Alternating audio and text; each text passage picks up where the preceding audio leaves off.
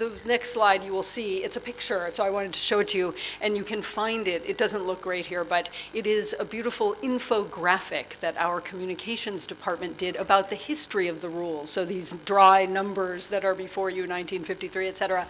It's a nice sort of tracking, and it lists the highlights of each of the revisions. So for example, in 1980, one of the big things was FCA, a term that we love and we like to promote. And you can see, as I was saying before, the fact that many of the changes are occasioned by changes in transport, right? When the Incoterms rules were invented or promulgated first by ICC. As I mentioned, many of the terms existed for many, many years, hundreds of years, in shipping terms. So transport was by ship, and then transport could be by rail, or roads were built, and then planes. So you can track that, and it's kind of a nice thing. Perfect, there it is, my beautiful drawing. Thanks so much, no worries.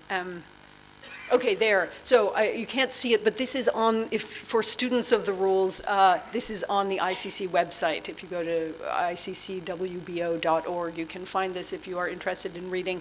And there was also a period where we had specific rules, so free on truck in a very earlier version, for example, and then so there was this notion of let's have specific rules for very specific free on rail, that kind of thing, and then we pulled back, so let's make them more multimodal. So that's just sort of for those who find this sort of thing interesting. Interesting, okay.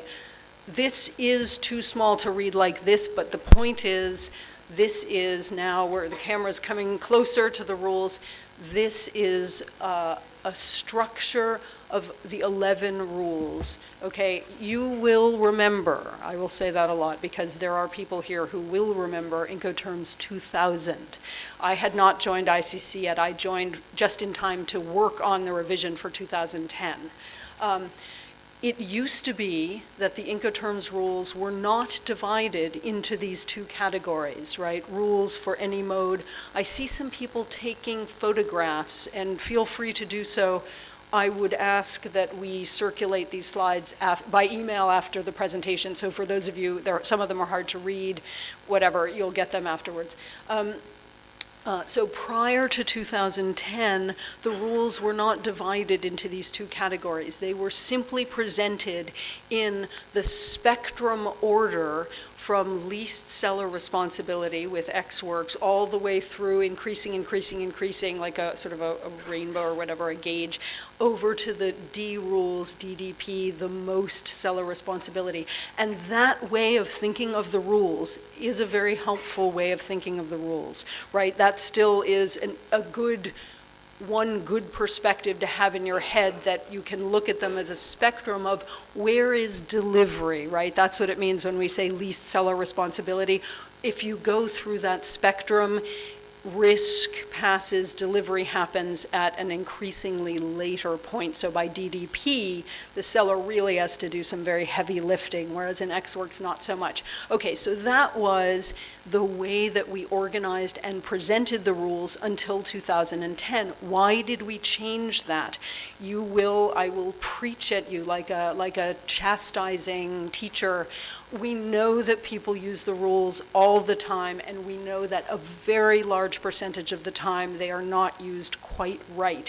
That can mean a lot of things, and we'll see the ways things can go a little wrong during the day, but that phenomenon. So we decided that since one of the really common mistakes is that people would use one of the terms that's really only suitable for maritime-only transport, water transport, they would use those in contracts for the sale of goods where there was no ship.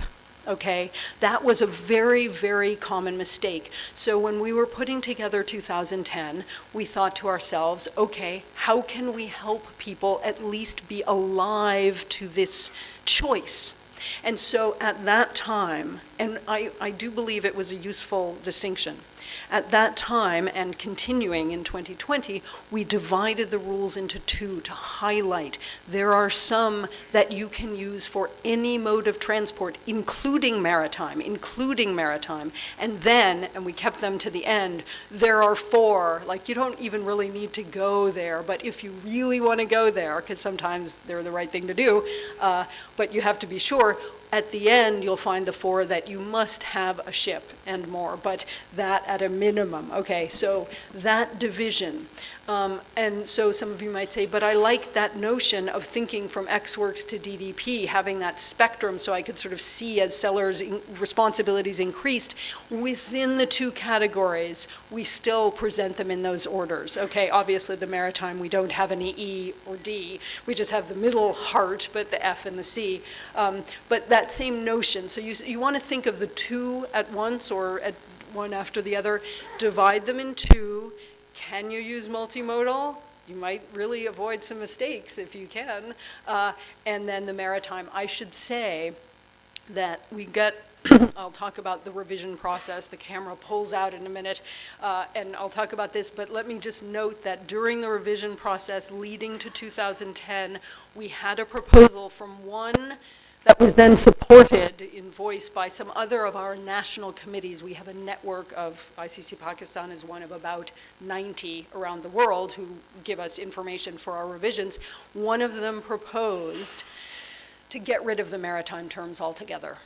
And it was a really interesting proposal. Personally, completely Emily O'Connor, as a human being, intellectual person, I like the idea. We're not anywhere near there yet, but the idea was, wait a minute, can't you draft rules that could be used in any circumstance? Could you do that and therefore make it impossible to make a very commonly said of made mistakes? So interesting, but the point is they're still there, partly because they were the first ones, people know them, they use them all the time, rightly or wrongly. Anyway, so this is just a little snapshot, and you'll see it in the slides. It's just sort of a useful cheat sheet.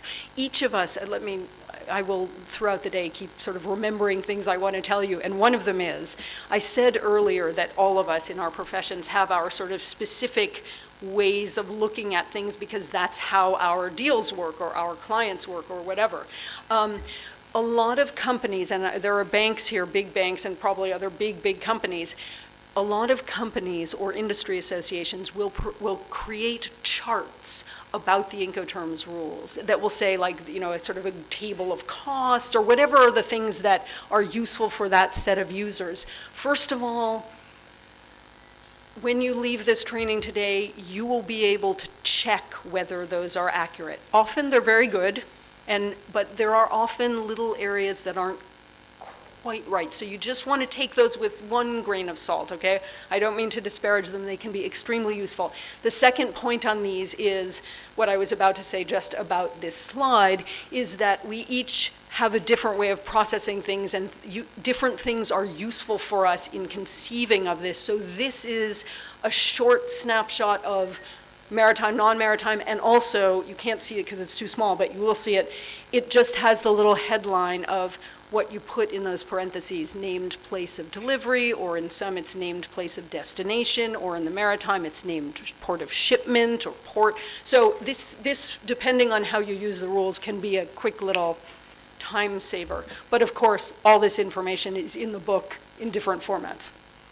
Okay, likewise, this is a structural thing, and we did this before. We picked up the book and we opened it sort of to a random page in the beginning where you see, and this has been true for quite a few versions, the matching seller and buyer's obligations under a given set of articles.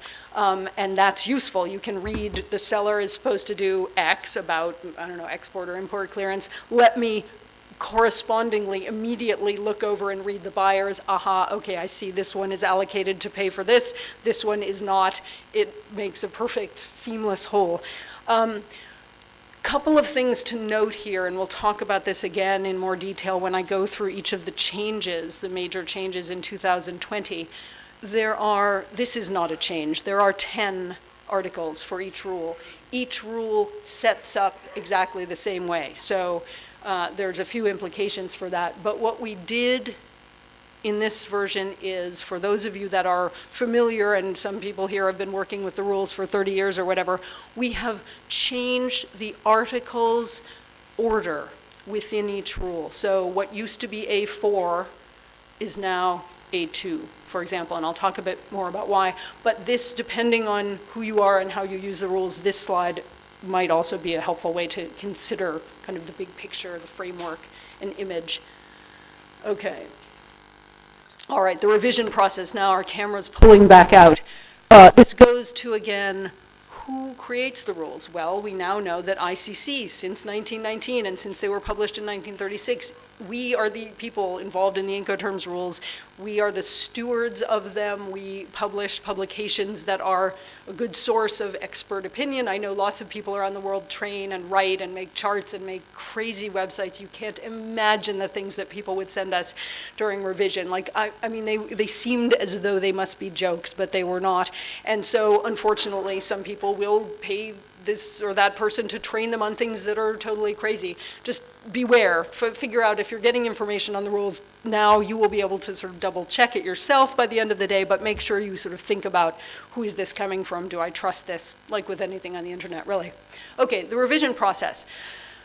We have from time to time been accused, ICC, of oh, those rules, they're just drafted by a bunch of lawyers in Paris in a room. What do they know? And okay, fair enough.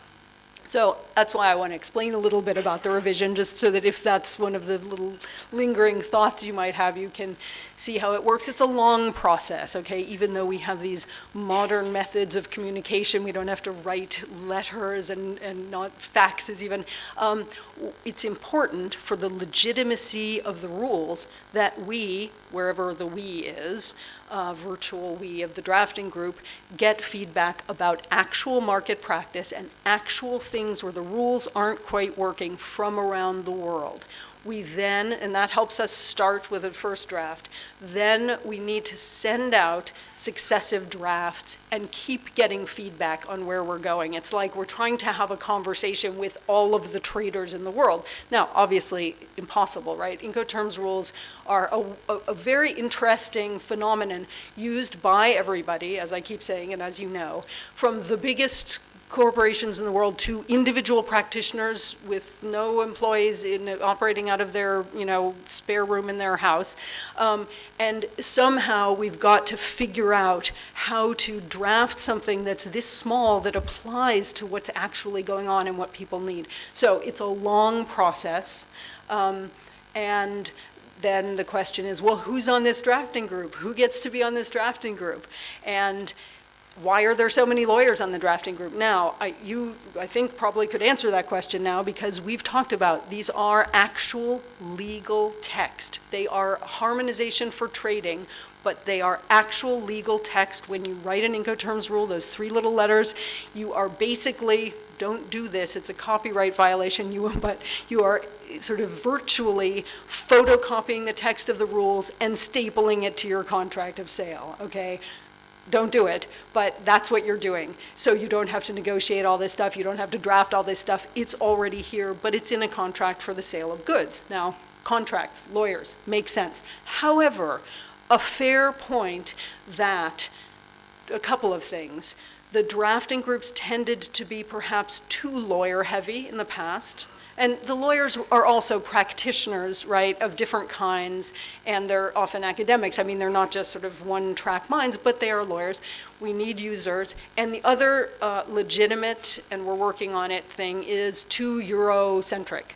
That's true of some of our work, less so now, but part of it just has to do with the fact that we sit in Paris, and travel is easier now, but it's expensive. And anyway, so for the drafting group this time, we made a conscious effort to listen to those criticisms. We also, though, needed to have some continuity from the last drafting group.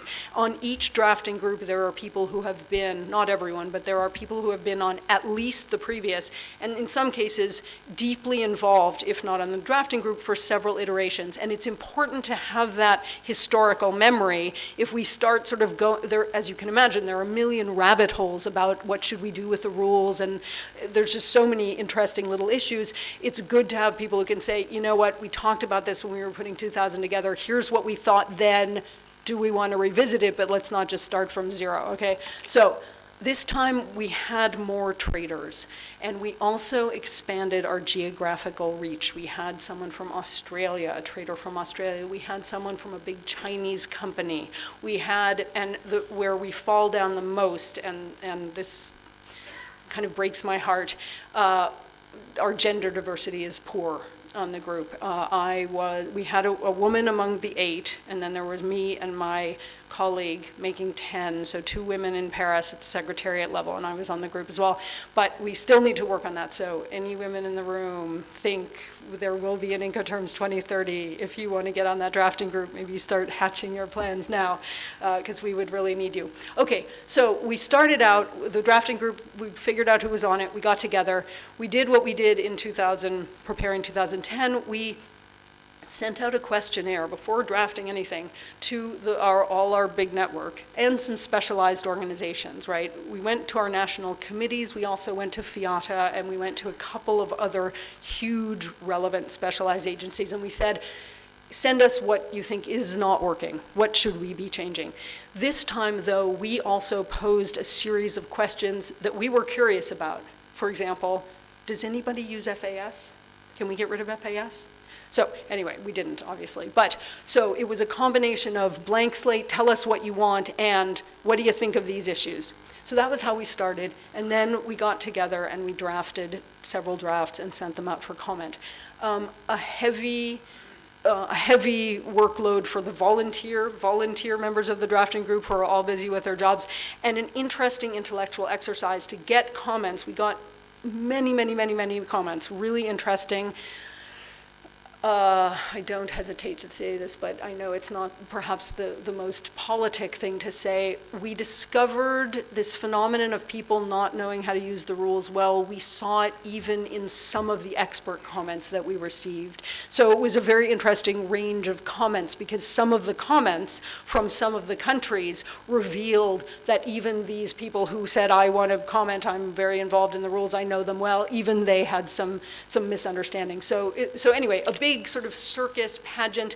We did go through every single comment. We get people saying, but I sent you, I wanted to propose a new rule about X, or I wanted you to do this about delay, or whatever, and you didn't do it. Did you even look at my comments? I promise you, I have all the comments, even from 2010, still in my office, physically printouts. I have all the things, the charts we made of them, we really took things seriously. And again, the reason is not just so that we can cover our reputation, but because in order for the rules to be legitimate and useful, they have to reflect market practice. Okay, good. So we had all these meetings, specialized consultations. One of the changes, and it's interesting, there are so many bankers in the room, and I'm so glad that you have been able to stay, and perhaps we'll discuss on this. One had to do with a problem that people would choose a wrong rule, FOB in particular, even when they knew that it wasn't the right rule, because sometimes a bank required something in a letter of credit that you could only really get in FOB, and we'll talk in more detail about that. But that was a big issue. We got feedback from our network, but we also consulted with some experts on the Banking Commission who are also experts on the Incoterms rules to try to figure out a solution. What could we do? So there were a couple of instances where we did that. We said, okay, this is so much a topic that we need expertise from someone else. And then we also, leading to 2010, we had one in-person consultation.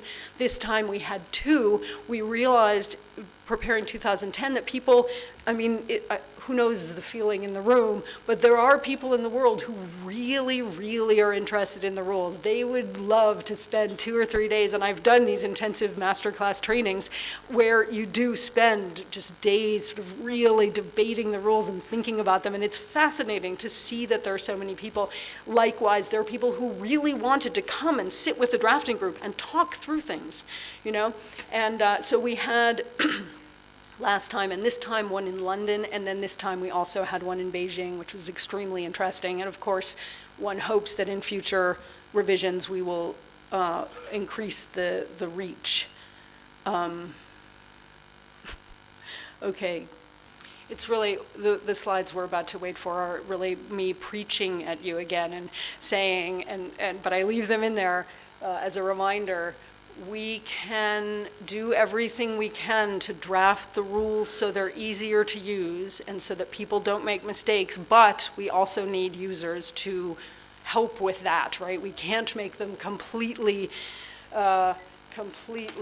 error-free, or completely idiot-proof is a phrase I have heard people use. So once we get this going, we're going to turn to the changes. Some of you are like, yeah, what are the changes? Just tell me about the changes, and it's coming. They're coming. And yes, so by the way, I hesitate to do this because I don't want you to read while I'm talking, but the introduction, and I'll talk a bit more about the introduction, I've said it before and I'll say it for the second of other times, very useful. Things set out clearly, including the changes. So for those, if you have colleagues who couldn't come to a training, who will not do an online training, they can always read the introduction. So, and there is a specific section in the introduction on the key themes for the changes. I have finally, yes, reached that age where I really do need glasses sometimes. I'm not used to it yet, but I have them. Okay. All right, while we're sitting here, let's pick up the book. Oh, no, here's a little quiz. There it is. Okay, good. You're spared, but I'll get to you later. Yes, perfect, right. So this is the, it's not just the new people, but it's great. Thank you so much. That's great. Thanks a lot. Perfect. Okay, and it's not just the newbies. So this again gets to my point of take a step back. You may have been doing something for a long time and maybe it wasn't quite right and you didn't realize it, and that's fine. That's fine. We all sometimes get bad habits from one way or another, or habits that are not bad but not quite right. So everyone else has to change too. There it is. I'm lecturing you. Okay, so this is the list of the things we changed, and then I will have a slide on each one and we'll talk about each one. Let me just check our timing. What am I aiming for here? Hang on. Oh, yes. Okay. All right. So lunch will be our next thing at 12:30. Okay, good. So helping users make the right choice of rule. You will remember, and I chatted with some people at the break, those of you who knew Incoterms 2000 and then saw 2010, you will remember that was quite a radical revision, right? We really reorganized the D rules. We got rid of DES, DEQ. We got rid of DDU, turned it into DAP. Anyway, we did a bunch of stuff that was quite heavy and quite substantial. This revision is not fundamental in that same way. The theme and the reason I'm putting it up front and the legacy, sort of the underlying thing that informed everything we were doing pretty much was how can we help users avoid making mistakes? Now, why does it matter if you make a mistake? Why does it matter ultimately, right? Most deals, even if they're not perfect, they get done, right? It works. It somehow, everything is sort of rattling along, but it gets there. When something goes wrong is when people often unfortunately discover, because it's the first time they've ever really had to look closely, and I've gotten horrible, sad emails and phone calls from people, and you can hear, goods have been damaged or destroyed, and they are suddenly realizing that they have just lost a lot of money, or they didn't insure properly, or this or that, and you can just hear it in their voice, and those are the cases, right? It's just be prepared, know what you're doing, because if something goes wrong, you really don't want not to have realized. So it's the first one. A number of the changes, some people go, but it's just cosmetic. It's really not just cosmetic. These are actually, it's a thing, it's a tool, it's a physical tool, and we're trying to make it easier to use. Okay, bills of lading with the onboard notation, that gets to some of you bankers in the room will recognize this issue. That's what I mentioned before. Where costs are listed, I'll talk about that. That's sort of a rearranging thing. Different levels of insurance. Do we have any insurance people here from insurance companies? Okay, well, you will remember, and we'll talk about that it used to be, historically, there was a single requirement for insurance in the two Incoterms rules that explicitly call for it, and we've thought a lot about that and changed that. Arranging for carriage, this is a fairly small change, but again, the point of the rules is to reflect reality, right? We're not trying to push people into anything, but we want it to be that when they open the book, they see themselves there. They see what makes sense. They're like, right, that's how this deal usually goes. Change in title from DAT to DPU. This is, in my view, a bit of a refinement on a big change we made in 2010. We created DAT, which is an unloaded term. We created it pretty late in the revision process of 2010 because we had already decided to get rid of DES, DEQ, some others. We realized that in our new 2010 scheme, we would not have a seller unloads D term, and we knew people wanted that, so we created DAT. And this change is really sort of having received feedback, we made a change there. And then security-related requirements, and I'll talk a little bit about that. Okay, so now we'll just have a slide on each of these and go through. Okay, so helping users choose the right rules. There are lots of ways to do it. One of them is we are like performance artists performing it right now. You go to a training and you think about the rules and you learn a new way or new techniques or new facts that can help you use them better. So we're doing more trainings. We're doing more trainings as we can, and we have, and this is not a sales pitch, it's just an actual pitch, the ICC Academy, which is our relatively new, it didn't exist last time we revised them, ICC sort of online school that's based in Singapore, and it was started, bankers here may know, it started with banking related courses, and it now has a huge number of courses. There is an Incoterms rules course. The lead drafters were the people, or were from the drafting group and are longtime experts. I was asked to, at certain stages, help review the course, so I have run through the whole course at different iterations. It's actually it's a really good course. It's entertaining. It's got a lot of stuff. I thought of new ways to think about the rules just running through it. So if you know of people that want a training, and again, this is just a cautionary note of anything in the world and on the internet, there's a ton of information on Incoterms. There is a ton. It's unbelievable. And a lot of it, even though very well-meaning and good-spirited, may not be quite right. So anyway, ICC, we're going to do that. So the introduction. I've mentioned the introduction a few times, and the introduction to me is an invaluable resource, and my book is already getting dog-eared, and I have notations all over the introduction already. In 2000, the introduction, so this is a long time ago, in 2000, the introduction was, I think, like 35 pages long, and it was written by one of the great experts, a guy named Jan Romberg, who sadly died in the past year or so, a Swede who'd been involved with the rules forever, like a true expert. He wrote the guide for Incoterms with every new revision. One of the deepest experts, lawyer, professor. The pages were filled with great information, fairly dry, fairly academic presentation.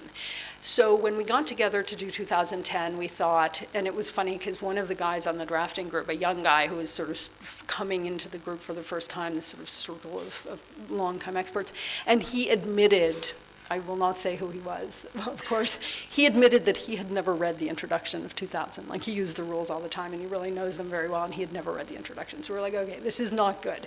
So we thought, what should we do with the introduction? Now, of course, as with anything, and when you solicit the views of a huge group of people, all the national committees that we have, what should we do? You get the whole range of views. Don't have an introduction. The rules should stand on themselves, and then there should be other publications that people have to buy to get explanation. We're like, well, that's not very helpful. Make it longer. Well, okay, make it shorter, et cetera, et cetera. So what we decided to do was we decided to redraft it in a different way. And it is in between. It is longer, but it's not as long as it used to be. But the key thing is it's written by an individual drafter who was on the drafting group with lots of input from the world, but the voice, I stress the point because the voice of the person who wrote it is engaging. It's easier to read. It's just sort of as though someone's talking to you. And in fact, the person who wrote it teaches and is a great presenter. That made it hard for people to translate, and we've been working over the past 6 months with the poor translators around the world, and there's some vernacular and things. But the introduction actually is a really, really good source. The headings are very clear. You can flip through it, find narrowly what you want, focus on it. It's a very useful tool. In the introduction, we talk about a bunch of things, and one of the things, and we'll get to this in sort of a variety of ways, and I had some interesting conversations at the break, the fact that, okay, Incoterms rules are used in contracts for the sale of goods. But, as you all know, there are a family of documents and contracts in most transactions for sale of goods. The actual sale contract is one. There may be a letter of credit. There may be an insurance contract. There will probably be a transport contract. If these don't match, and they often don't match, that's one of the problems we often see. If they don't match, even if the deal does eventually get done, there's no actual dispute, it just makes things harder. People have different expectations. People are requiring things that may not strictly be necessary if everything were harmonized around the sale contract and the Incoterms rule. This is an enduring problem that we see a lot, partly because the rules are implicated in these other kinds of contracts where the people who use them in those non-sale contracts may not be particularly experts in them, and they say, well, they're for the sale contract. We're going to use them for our purposes. What do we care? So there's a lot more in the introduction on that. In 2010, for the first time, we introduced little guidance notes, and those of you who know the rules will remember, in front of each of the rules, and they look like this. And there's something similar in 2020. There were sort of 1 to 3 pages of text snapshot.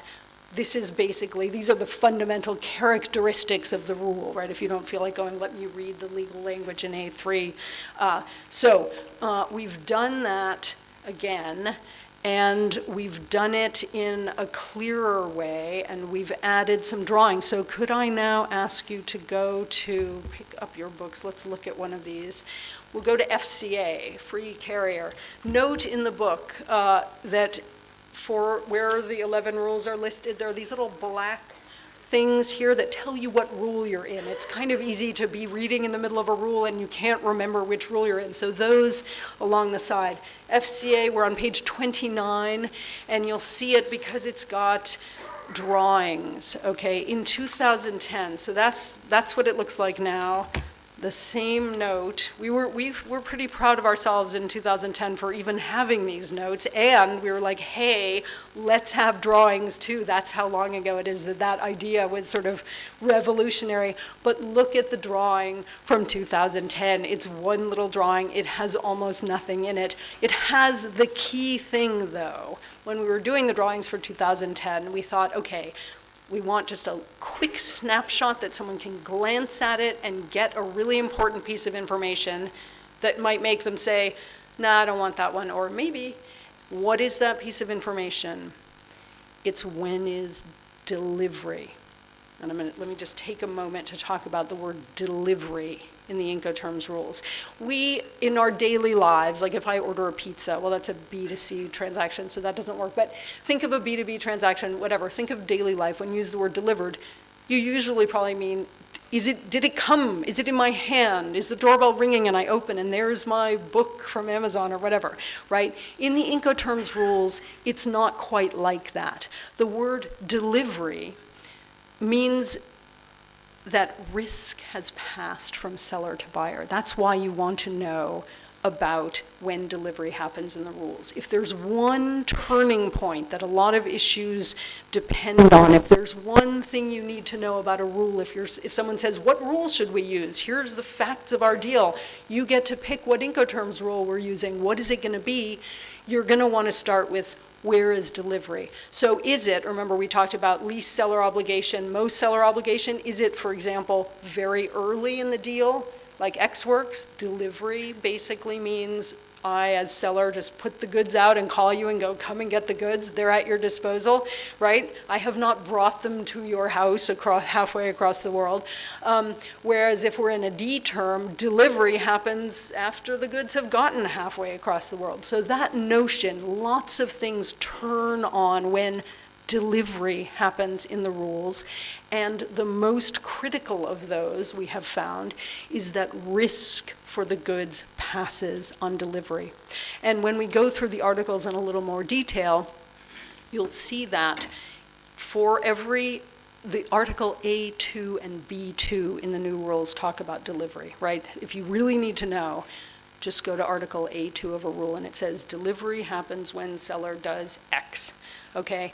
So it's a critical point, and you will find that in A3, the article right after telling you when delivery is, A3 is the same for all of the rules, and it just says risk passes when the goods have been delivered under A2. So you really never really even need to look at A3, because you will come to find, even by the end of today, it just always bounces you back to, did delivery happen? And of course, that's when you get the anguished phone calls, or you have that stab of horror when a ship has sunk, or a terminal has burned up, or something terrible has happened. And the question is, does the seller have to provide new goods? Or does the buyer have to eat this loss? Who is allocated that loss? Okay, so that's why delivery is critical. And that's why am I talking about this? All the way back to when we were choosing the one thing to show in the drawings in 2010, it was an arrow, little arrow, here's delivery. So we still do that in these drawings in 2020, but we have made them obviously much more fulsome in their visual explanation. And the notes have little headings. So maybe you don't care about this. Yeah, I know that. But I want to know about point of delivery, or I want to know about export-import clearance, right? So if you find yourself in a situation, that lucky situation where you don't already have a contract that somebody else negotiated, and you are trying to think, let's put together a deal, which rule shall I choose? One thing you might want to do is just quickly read the opening note of one of the rules, and it might tell you right away, no, let me look elsewhere, or it might help you say, well, okay, let me think about this one. I'll put that on my maybe list. And the reordering of the articles. Okay, so I mentioned to you that the A1 through A10, B1 through B10, that is the skeleton of each of the 11 rules, was reordered. For ages it had been in a certain order, right? Delivery was in A4 or whatever. I don't know how that order got established. But we thought, okay, again, to pick up on what I've just said in the context of the drawings, what is the critical thing that you want people to be just hit in the face with the minute they look at one of the rules, the earliest articles, when is delivery? So then you might ask, well, then why didn't you put that as A1, B1? And it's a good question, and we talked about it. What is A1, B1 anyway? Well, let's have a look, shall we? A1 and B1 are the same for all the rules, so pick any rule, flip open and get past the explanatory note to the actual text, and you'll see that A1 and B1 talk about, we are in the world of contracts, essentially they say one party provides the goods and the other party pays for them. Okay, yes, very good. So we had a discussion in the drafting group, well, that's pretty obvious. It's a sale contract for the sale of goods. Do we even need to keep A1 and B1 in there? We decided that we would, but anyway, so therefore A1, B1, not that you never have to read it, but I don't think you ever have to read it. Right away, we reordered the articles, so right away you get to A2, delivery, and that's going to be a critical thing. We kept delivery and risk one before just tied together like that, because as I said, the article on risk says, basically, were the goods delivered? Risk passes on delivery. And then we went through, we had lots of discussions on how to reorder them. Should it track the chronological steps? Should they be bundled? Any issue you can think of, there's lots of different views, but we picked this. But the key feature here was to get that delivery point right up front, A2, A2, A2. Okay, now, onboard bills of lading. Please, may I invite you to jump in whenever you want to. We know that the rules are often used wrongly. There are some mistakes that are made a lot. One of them is people using the maritime rules when they shouldn't. Now, one situation in which they shouldn't is there's no ship, and we see that.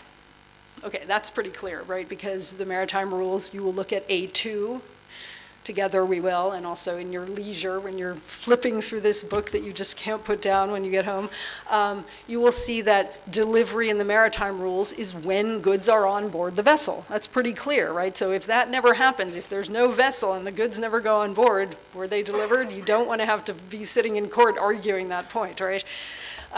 So that's one mistake. But other mistakes have to do with containers. And you'll remember that I said that when watching the history and that chart with the nice thing that my colleagues put together that's on our website of the history of the Incoterms rules, and it sort of tracks changes in transport, and containerized transport obviously is a huge development. Huge proportion of world trade is done by containers. Now, why do we not want to use FOB for containers, or why do we want to be worried about it? Well, as with so many questions, it gets back to delivery and risk. And it gets back to people not necessarily knowing quite in detail what they're doing, so they say, I have a container, I'm going to ship it FOB. Now what happens, and this was a discussion that the drafting group had in great depth into when we were preparing 2010, partly in the context of the explanatory notes that I showed you with that one little picture. It was the first time we'd done them. So we sat with each rule and we thought, okay, look, we have a page or two to tell people, be careful of X or Y. What can we tell them? One of the things we want to say is, be careful to use the maritime terms for containers. Now why? Why is that? Imagine, right? There was a time, these are old, right? Some of these rules are very old. They have their origins in a time when everything was quite different. So it used to be that you could just show up with your goods and go to the ship and as seller, and put your goods on board the ship. Now, in reality, with a container, does that happen? Does that happen, right? Do you drive up with your container and drive right to the ship and load it yourself? Typically, no, right? Obviously, you can see where I'm going, and you all know this. Typically, no. You get to the edge of the perimeter around the port, and you hand it over to somebody else, and it sits in a container stack or a warehouse or whatever for a while, hours, days, whatever, until it gets loaded on board the ship. So let's imagine that you have picked FOB, you're selling FOB, and you have your container and you take it to the port and you drop it off, and you feel that a great weight has been lifted off your shoulders because the risk, you've delivered the goods, you think. Great, I've done it, they're out of my control, I'm gonna turn around and go home, it's all great. And then something happens to the goods before they are actually on board the vessel, and you have that terrible moment that people have had where you then, for the first time, open the book and say, oh my goodness, I see that delivery doesn't happen until the goods are on board the vessel. The container was destroyed before it was on board the vessel. The goods had not yet been delivered, therefore I, as seller, still had the risk after I had happily waltzed away from dropping them off with somebody in the port. Okay, so we knew in 2000, when we were putting 2010 together, this was a huge problem, and we drafted a warning note appropriately. We learned, because we thought, okay, even people who know this problem still are using FOB for containers. They'll say, yes, but I can't do anything about it. Why? There is a category of people, and for the bankers in the room, I wonder if this will be familiar. You may know this is a problem, or maybe only the traders realize it's a problem, that in a letter of credit, there may be a requirement for an onboard bill of lading, right? And you can only get that, or it's easiest to get that with FOB. And so people, even if they had had in a perfect world the chance to use FCA, they found themselves feeling cornered by a bank's requirement to have an onboard bill of lading, cornered into using FOB. So as the drafting group, we were hearing about this problem. So we thought, okay, what can we do about this problem? And so we had a few options, and we sent notes specifically about this to our big network over a few drafts of the rules. Now, one of the options was to talk to the banks and to try to explain that this was causing problems. And ask that practice in the banking world be changed. Would it be unfair of me to turn to you and see if you have anything that you'd like to say at this point about the problem or that might be illuminating? Yeah, we have similar sort of problem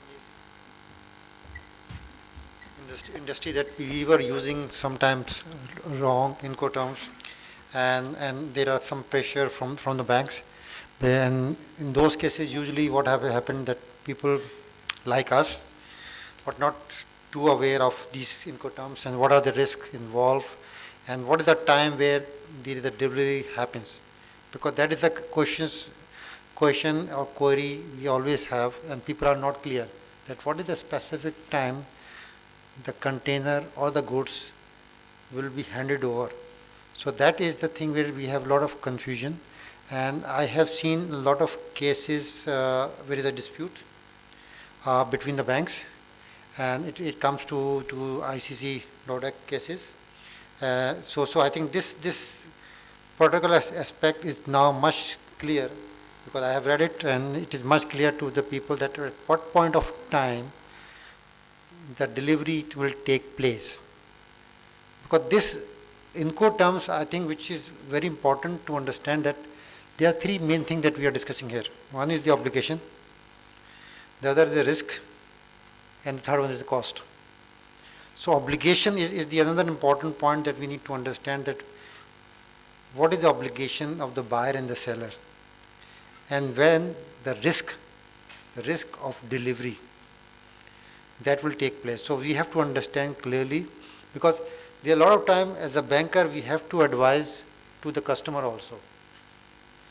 It is not that easy that a customer will come to you and okay, we will open an LC. There are a lot of time customer is unaware.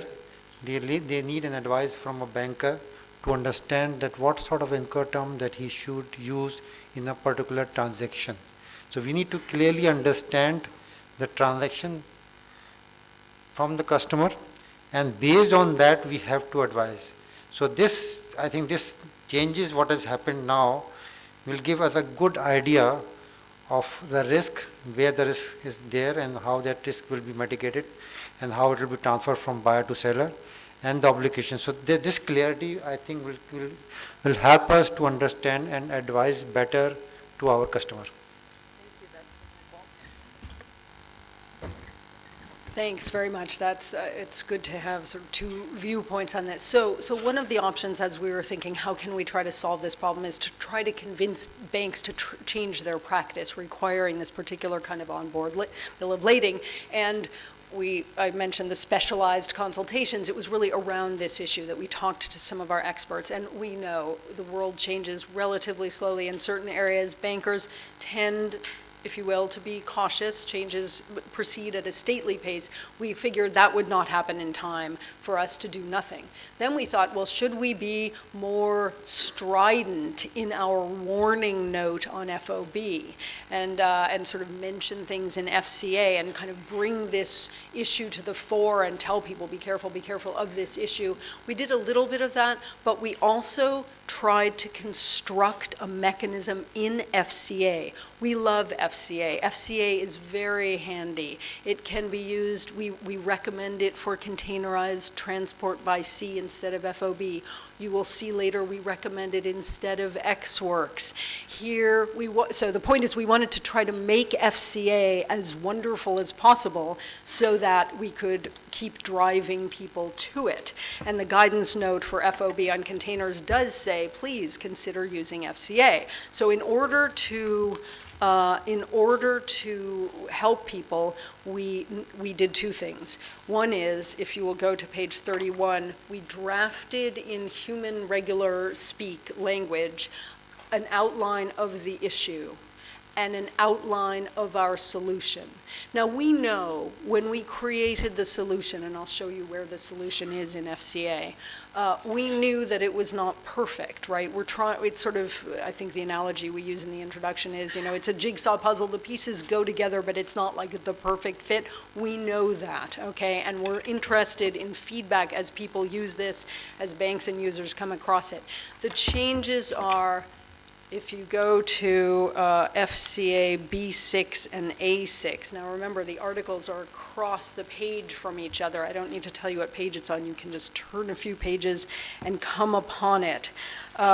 Okay, look at B6, delivery transport document. We're in FCA, so you want the little black thing here to say FCA.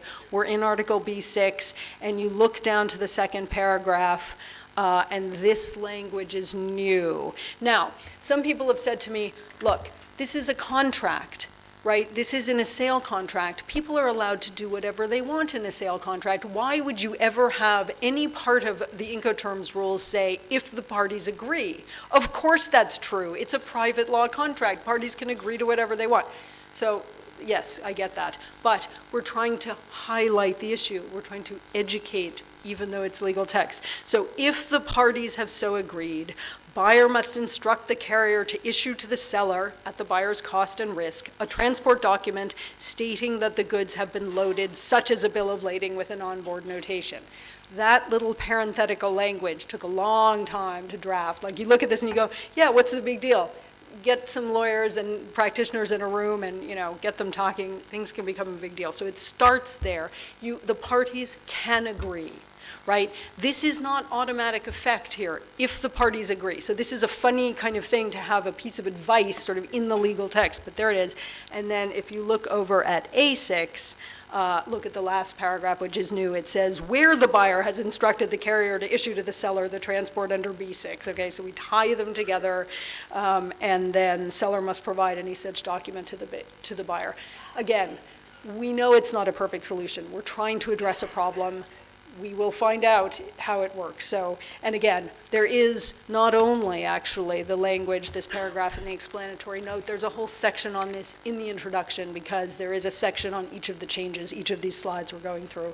So if you want to think about this issue and see if it makes sense for the parties to agree in your deal, you can read further on that. Okay, where costs are listed. This is a less kind of intense change. This is more a presentational change, a sort of coherence change. It used to be, in 2010 and earlier versions, there was indeed an article about costs and an allocation of cost. You'd look at one side, seller must pay for X and Y, buyer must pay for A and B.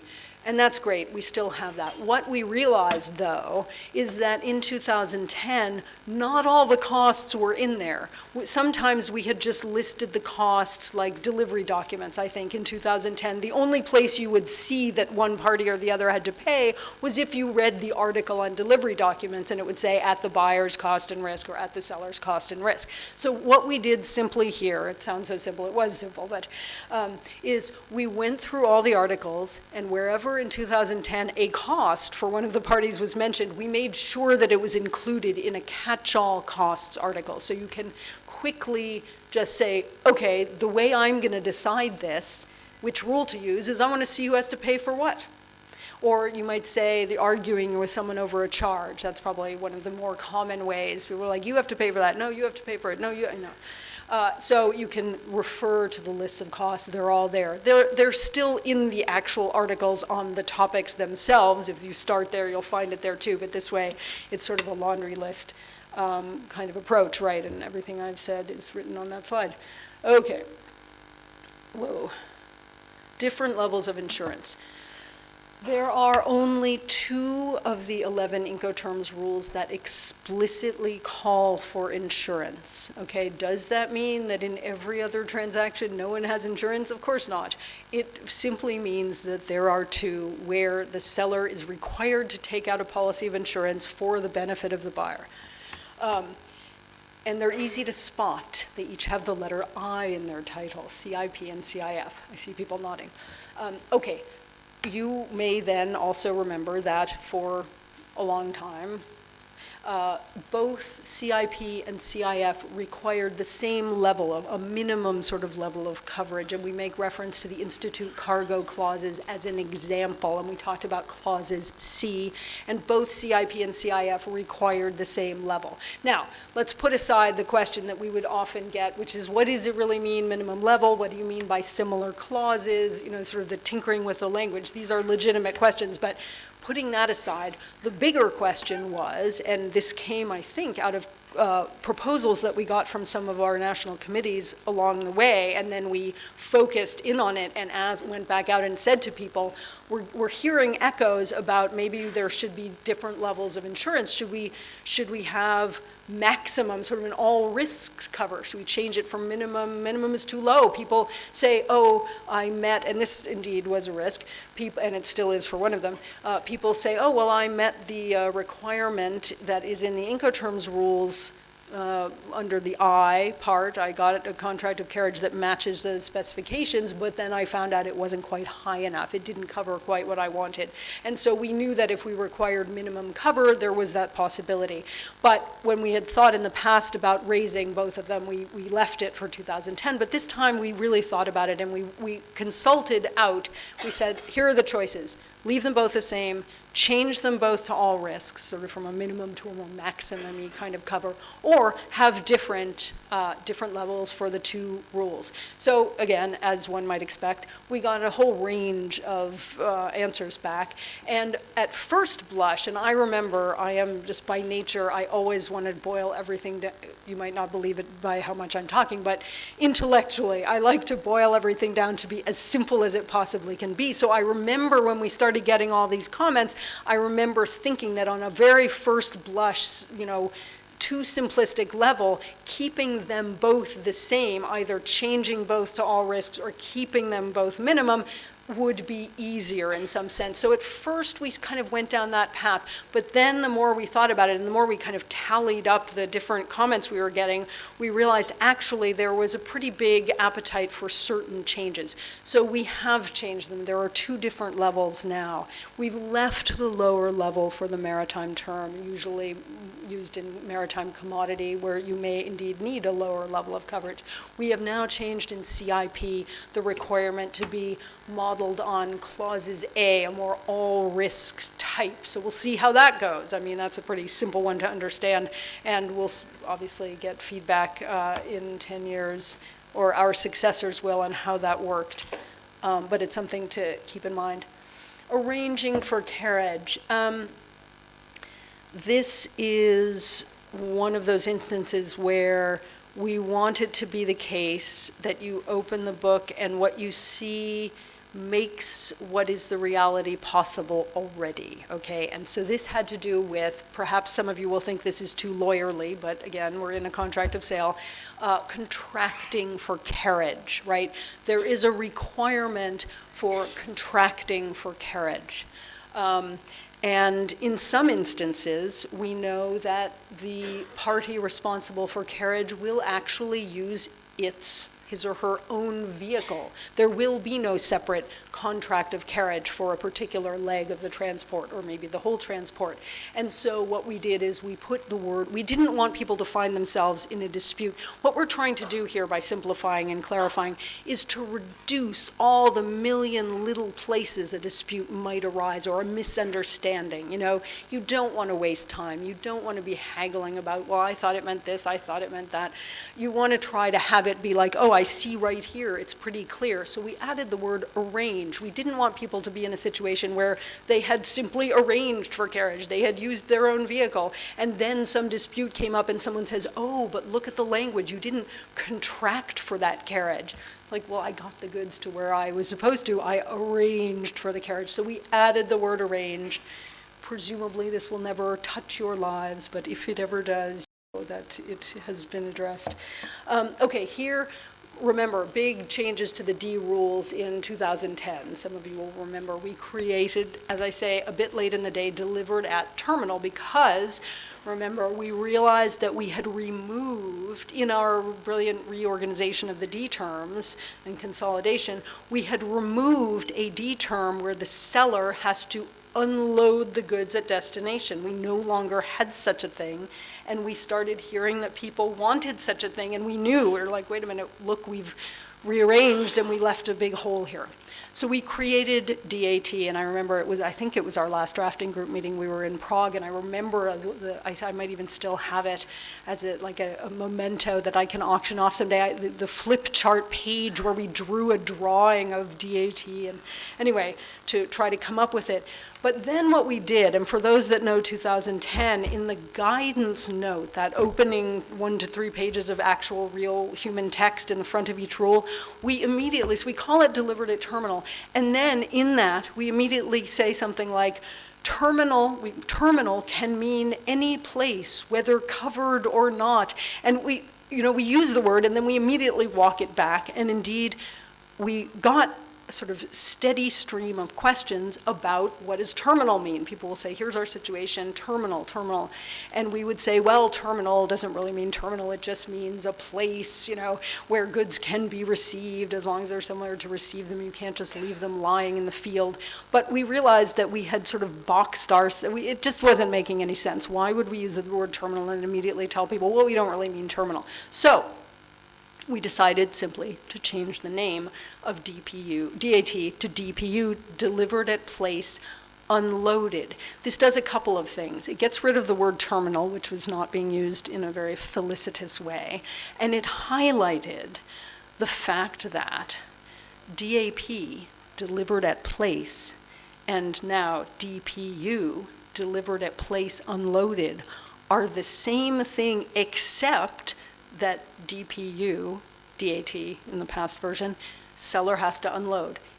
Otherwise, they are the same. And so we thought not only does the word unloaded show that if you're just looking at DPU alone, you see unloaded, but if you're looking at should I use DAP, should I use DPU, the difference is that seller unloads in DPU, whereas before you'd be like terminal, place, what's the difference? Here, we're trying to make it very clear. So this will be, if a problem, it's not a problem, but only for big companies or companies that have an SAP system where you have the codes already put in, that's going to need to be changed. But the underlying substance of the rule is the same. Security requirements. It's a bittersweet sort of fact, but we had 9/11 happen. And after 9/11, all of us know, because we are in this field and we travel, security, the notion of security when people or goods moved, and money too, but that's a separate issue, became a heightened issue, and all sorts of procedures were put in place and are still being put in place. When we were drafting 2010, it was probably 2008 or 9. So there had been some years of security measures coming into force, but we thought that they weren't yet, they were still pretty scattered. We mentioned them fleetingly, maybe in the notice obligations or in the obligation for the two parties to talk to one another, but we didn't have a pull-out line item for security-related clearances. This time, we thought, okay, it's completely part of daily life. This is something that's going to arise. It just arises. So we've got an actual bullet, a line item for a list. For example, in the A7, B7 export-import clearances, there's a bullet list of what each party is responsible for, and we pull out where the party is responsible for security-related clearances. So again, substantively not necessarily a change, but it does clear up, because one kind of question we get a lot is, who has to pay for X or Y? And sometimes there are things that aren't specifically listed. When you draft a set of rules, like a law, like anything, you are obviously trying to make a simplification of the infinite variety of real life, right? So we don't list every single thing that must be covered, but now we have a line item for this. Okay, so I'm looking at my watch. We have a lunch in about 15 minutes. Why don't we... let's do these do's and don'ts, I guess. Okay, I put these in because one of the trainings I was doing in Southeast Asia a few weeks ago, they were like, we need do's and don'ts. And part of the reason they needed do's and don'ts is that they had called their seminar, they had prepared the flyer before I had prepared the slides, and it was called like Incoterms rules, do's and don'ts. I was like, oh, got it, do's and don'ts. But indeed, a good exercise. So, here again, might this be one of the slides that kind of is just a little snapshot that will then lead you to think about other things? Perhaps so. There are a lot of do's and don'ts, but if you get these three right, it'll be really good. You'll probably be in a better place than you have been before. Now, I will have a little slide on each of these. choose the right Incoterms rule. As you've heard, many of the changes that we've made have been in the service of helping with that, and I'll go through some of those. Now, some of you will say, I have no latitude to choose the rule. I am in a profession where I am not involved in negotiating the sale contract. What can I do? Or you might say, I deal with sale contracts, but our counterparty is completely stubborn and won't let us do anything new. Or I inherited a contract that a long-term contract from a predecessor. Or I'm in a big company, we have a separate sales department and a separate logistics department. And our dear, wonderful sales colleagues who make lots of money for us, what do they know about the Incoterms rules? They don't care so much. They just come back, they're like, yay, I bagged a lion, I just made a whole bunch of money, I closed this deal, and then they take that contract and hand it to the logistics people who have been lucky enough to study the rules and are like, oh my God, FOB with an airport, like you've done something crazy. Anyway, I get it. You don't always have the opportunity to choose it. Nonetheless, you may someday have that opportunity, and when you have questions, the inquiry that you will go through is the same kind of inquiry often that you would if you were starting from a blank slate. So that's why one of them. Incorporate the rule into your sale contract. Technical, yes. Important, very important. Some mistakes there, and we'll talk a little bit about that. And then I was having an interesting conversation at the coffee break. Make sure the sale contract and that sort of cloud of other contracts that all interweave match, right? That theme.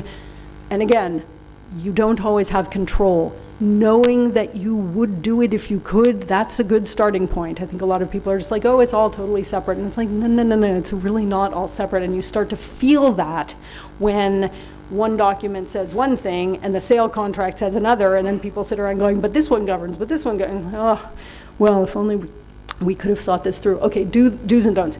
This is my Zen thing. This again, I'm sure that you have, those of you with some experience, have a certain way of looking at things, and I applaud that, and it's great.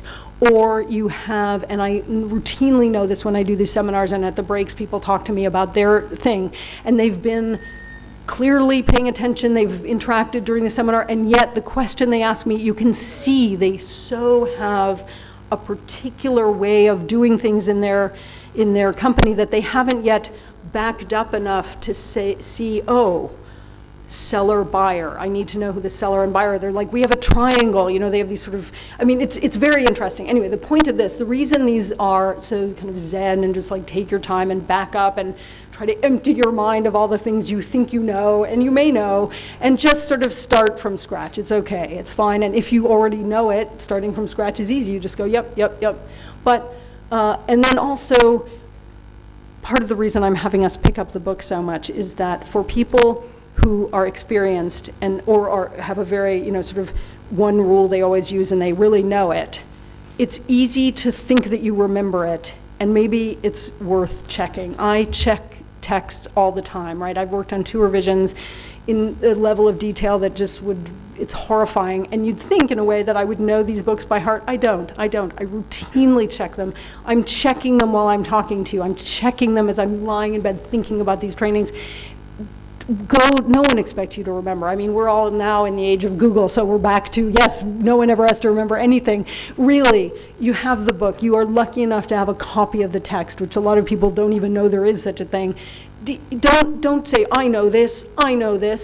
Just check. Maybe you probably know it, but check, Okay, anyway, so no one expects you to remember it. Just know where to find the answer. A lot of questions I get are, who pays for export clearance under FCA? Someone will go to the trouble of finding my email address, which I try to keep pretty well hidden, and writing me this email, and it's like someone calling you and going, can you look up this word in the dictionary for me? It's like, the answer is literally in this book in the most obvious place. Anyway, so the point is, check here first.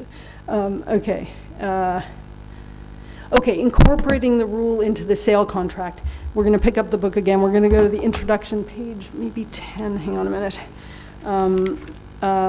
Because with contracts of sale, no, I'm totally crazy. No, paragraph 10, excuse me. Paragraph 10 of the introduction helpfully under a big heading that says how best to incorporate the Incoterms rules. So in the world of contracts, if you want the Incoterms rule to be in it, if you have a contract of sale and you want the Incoterms rule to be in it, you need to incorporate it. This is all very technical, but what does that literally mean? What do you write? And remember when we had the slides, it's sort of snapshotty slide listing all the non-maritime rules and then the 4 maritime rules. They were too small to read, but under each one it said, what are you supposed to write in those little parentheses, right? Named place of, named port of, what is it? So you need to do that, and we give you some examples in paragraphs 9 and 10. In 10, we literally give you an example. CIF, Shanghai, Incoterms 2020, and then we used fake place, DAP, number 123, ABC Street, import land, Incoterms 2020. What to say about this? 2 things. One is, what version of the rules are you using? Very often people just say Incoterms. Either they're not thinking about it, or they're saying, well, I just want whichever version is in effect. If a dispute ever arises, I want it to be that one. How does anyone ever know that, right? You have to specify. If you could specify Incoterms, whichever version is in force the first day that a lawyer is called on a dispute. Probably not the best way to do it. You could do that. This is your contract. You can contract for whatever you want. Not everything. But under US law, I cannot contract myself into slavery, for example, I think. Anyway, but you want to pick the version, right? And some people say, oh, once January 1st, 2020 comes, are all the other ones invalid? No, not at all. This is freedom of contract land. You can pick, but pick. And talk to your counterparty, right? There may be some reason that you want it to be 2010. Maybe your software systems take a year or 2 to fix. In big companies in the US, I know 2010, they had to wait a few years, literally until they could get all their forms and digital fill-inable things to change all over the world. So there may be a reason. Think about it and choose. Now, of course, in a world of a blank slate, we think 2020 is the best. You may feel differently. So do choose. And if you wanted to use 1936, you could do that too, I guess. I think we have a copy in our archives. Yes? Like the example you have given at the end, now suppose the Incoterm is FCA. Okay? Okay. The Incoterm is FCA. And where you are required to mention the place of delivery. Okay? Okay. So suppose the place of delivery is Las Vegas, okay, and as you have said, under Incoterm 2020, you have allowed shipped on board under FCA, okay. Mm-hmm. So if FCA is Las Vegas, okay, and we have said that Las Vegas FCA Las Vegas 2020. Okay, so but there is no port in Las Vegas. Okay, Correct. so it has to be Los Angeles, LA.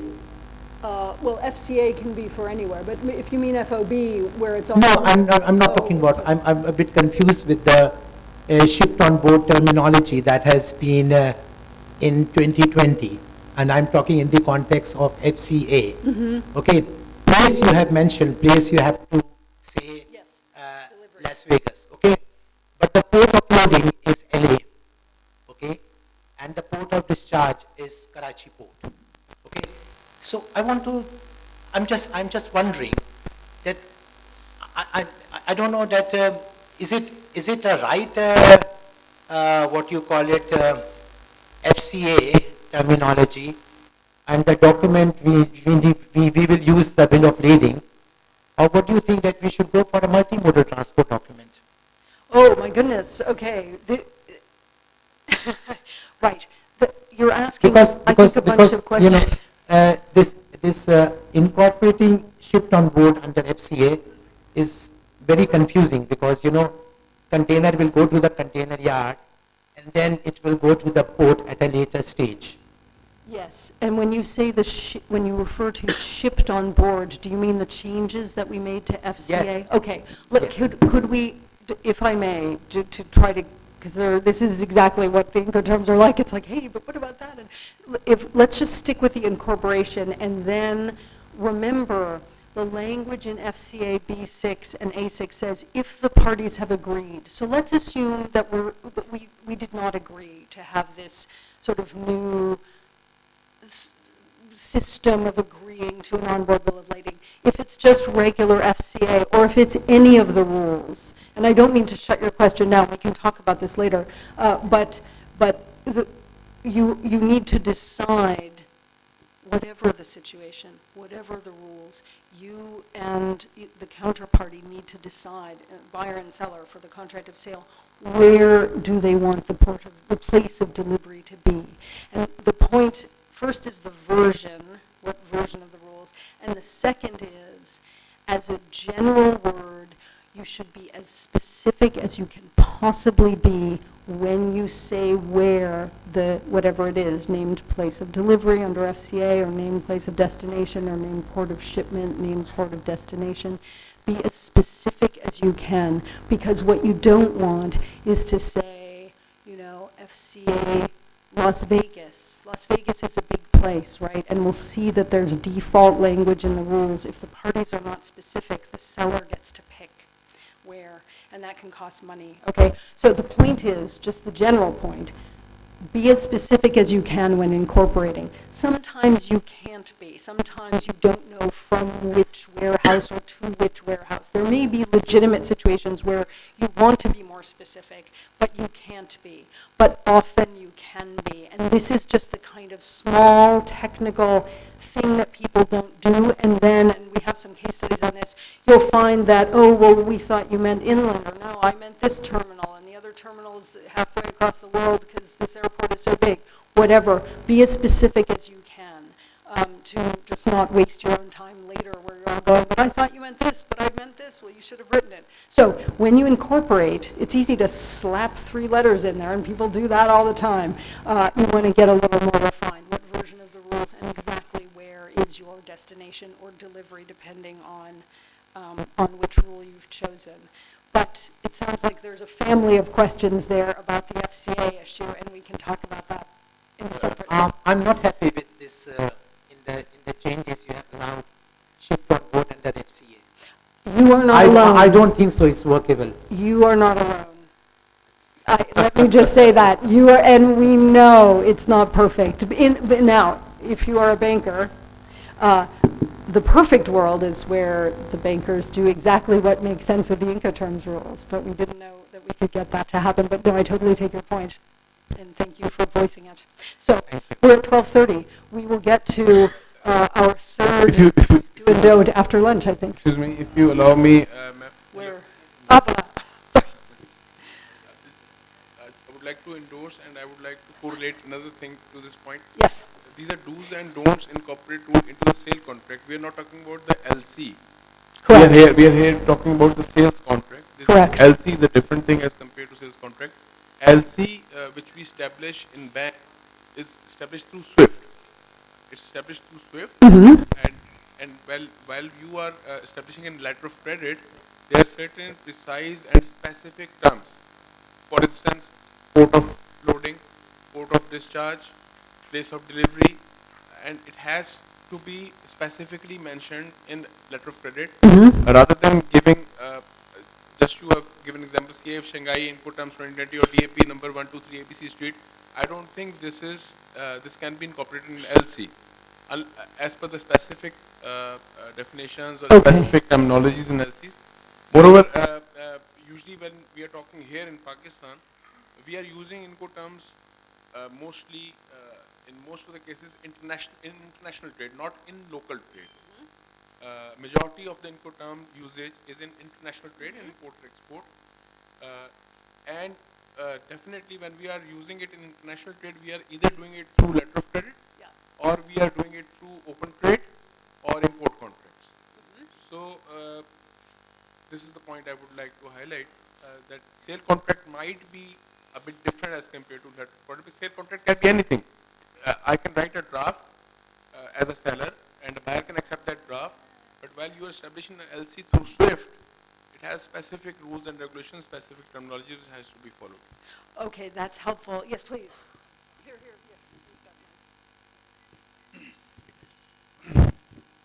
I think we should also encourage our customers to use Incoterms in the local trade also. And there are a lot of banks and there are a lot of LCs that we used to issue. We are using Incoterms because that will not create problem, but that will help us and the customer. Because so we have to educate and we have to tell our customer guys that if you are using the local LC, please use the Incoterms so that people understand where the risk is ending. Because when the problem will arise not only it will arise in one case, and that one case will create problem for the bank and for the customer. So to avoid that, we should encourage our customer to use Incoterms. The other thing is that for FCA, that what Amar is asking, it can be used for multimodal transport also. It can be used for vessels, it can be used for the trucks and this and that. So, but we have to use specific thing, and you have said about LCs, because there are a lot of systems we might have to change. Some of the software that we are using that has those things, but we have to read it holistically. Maybe these information are available in different fields. So we as a banker has to understand that these informations which are there should be kept in mind, keeping in mind that. So we have to be sometimes specific and sometimes maybe we have to change those fields also. Because this is coming in 2020, so we have time to look into it, that how we will ensure that when the LC will go from us to another country, maybe in Europe or in America, the people can understand in the same way that it should be. Maybe you can use somewhere in the other terms. Thank you, that's so helpful, and helpful questions as well, because it raises a number of points, and another one is the cliffhanger after lunch, our third do and don't, just that notion that everything should match. Where we can make it match, we want to think they should match. Okay, off to lunch, 1 hour, come back.